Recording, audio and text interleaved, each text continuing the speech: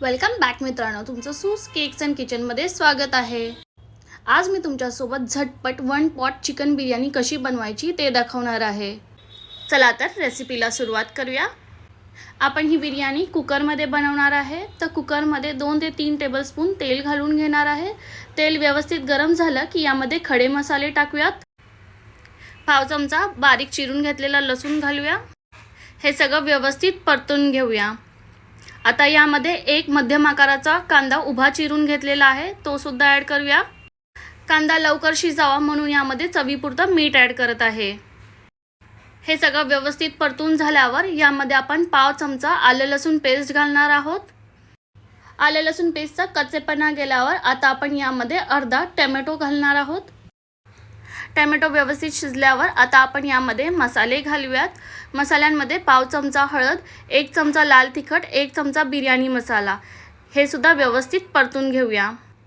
आता आपण यामध्ये स्वच्छ धुवून घेतलेला चिकन घालूयात, ते सुद्धा व्यवस्थित परतून घेऊया। आता आपण यामध्ये फेटून घेतलेलं 2 चमचे दही घालणार आहोत। ही चिकन बिर्याणीची रेसिपी 2 जणांना पुरेल एवढी आहे, त्यानुसार हे माप आहे। आता आपण यामध्ये 1 वाटी स्वच्छ धुवून घेतलेला तांदूळ घालणार आहोत। इथे मी बासमती तांदळाचा वापर करत आहे। हे सगळं व्यवस्थित मिक्स करून घेऊया।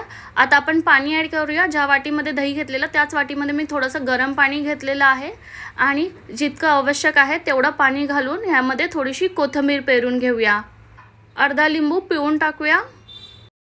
हे सगळं व्यवस्थित मिक्स करून घेऊया। याच्या 3 शिट्ट्या काढून घेऊया। जर तुम्हाला हा कुकर हवा असेल तर मी खाली डिस्क्रिप्शन बॉक्समध्ये याची लिंक दिलेली आहे।